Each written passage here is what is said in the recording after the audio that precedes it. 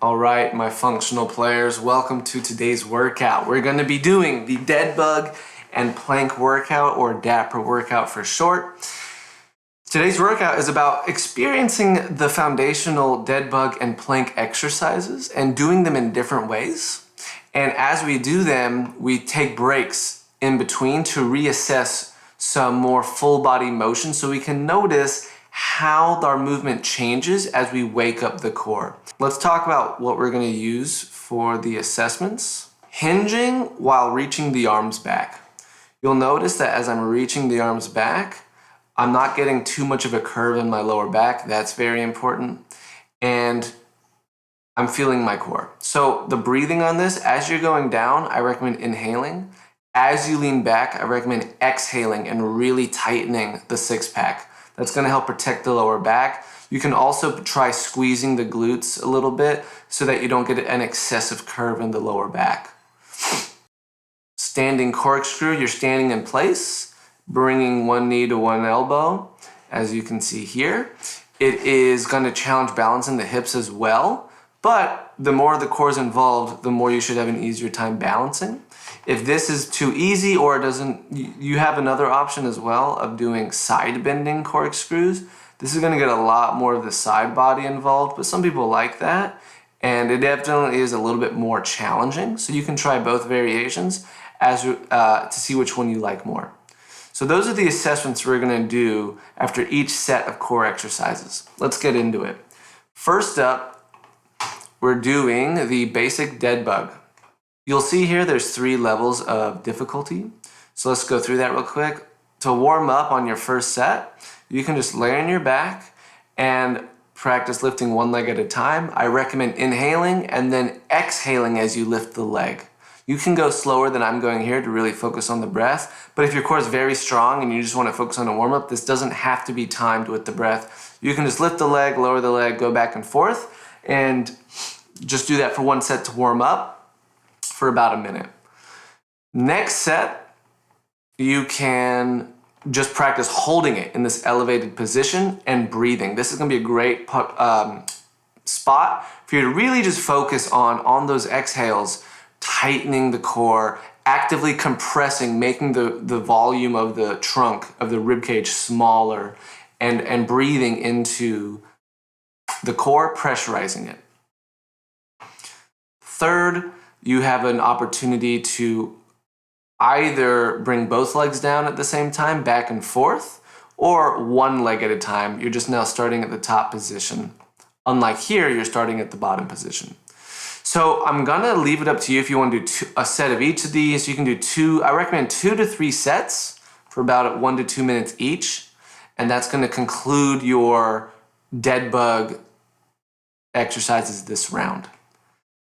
Next up, you're at the plank. Plank here, just one variation. You're coming on your knees and elbows. What's gonna set the difficulty here is how far they are apart.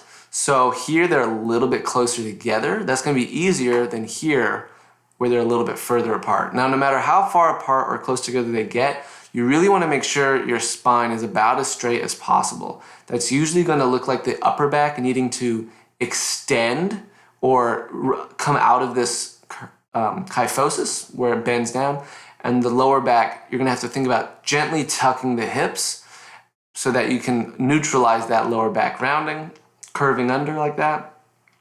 And then you're just focusing on breathing into the core, breathing into the rib cage. You should hopefully know where you need to breathe based on our in-person sessions, and you're just feeling that core engage more and more. Going to do that, I recommend 1 to 2 sets, 30 to 90 seconds. Then you're going to get up, shake it out, and we're going to reassess.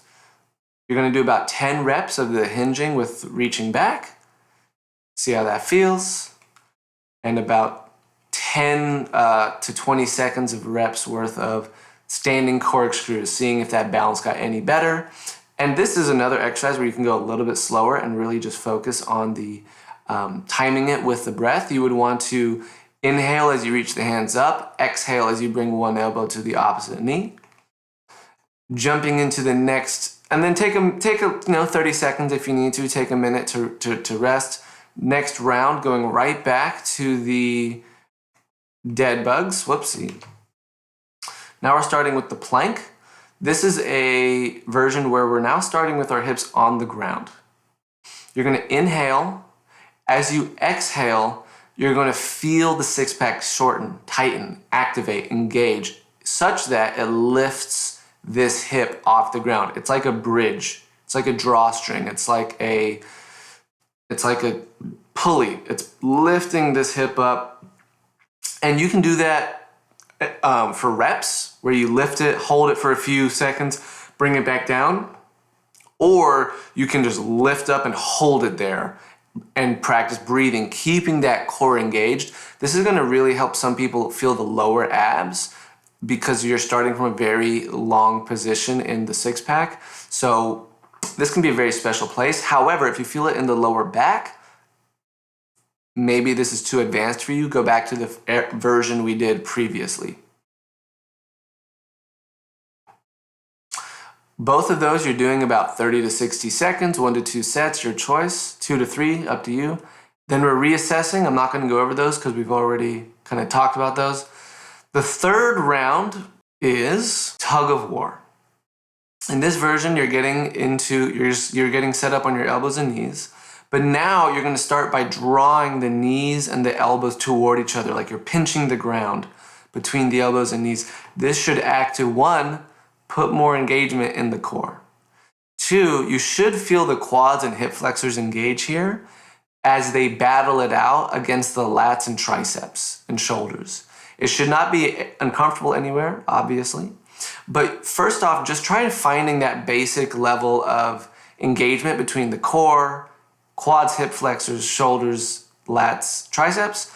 Then if you find that and it feels pretty good, you can start to let the hip flexors and quads win as they pull you backward, keeping the core on the whole time. And then the elbows and shoulders will win as they pull you forwards via the lats and triceps. Core stays on the whole time. And even here, quads will not turn off. They just let the shoulders win. And this is teaching you how to keep engagement throughout a full range of motion, the entire time keeping that back straight as well, focusing on the breath. 1 to 2 sets. 20 to 40 seconds longer if you got it, but that's the version for this round. And then for the dead bugs, now we're getting the arms involved. So another couple variations for you here to play with. You can alternate arms and legs. You can do both at the same time. Wait, no, here you're just starting. So this would actually be a little bit easier than the above one, but again, play around with it. Both legs, both feet. Both hands, both arms at the same time. Always working with the breath. Here we're actually holding a weight and we're coming up into a full sit-up. So this is going to be the hardest, the most activation, but definitely a great way to get some soreness in the abs if you're ready for it. Excellent. So I recommend 2 to 3 sets. If those are all too hard, regress it as we need to. And doing your last round of reassessments. By now you should feel a great amount of more activation in the core here, which should also result in more stability for the back, the hips. So it should feel very stable here. And here you should feel more balance. Now if you lose your balance, it may have more to do with those outer hip muscles being in a single leg stance, but you should feel the core just way more connected, being way more of a bridge into this motion. And there you have it. Straightforward, pretty awesome, pretty easy. It's really important to play with the timing and tempo of all this, but I hope you enjoy it, and I'll see you in the next one.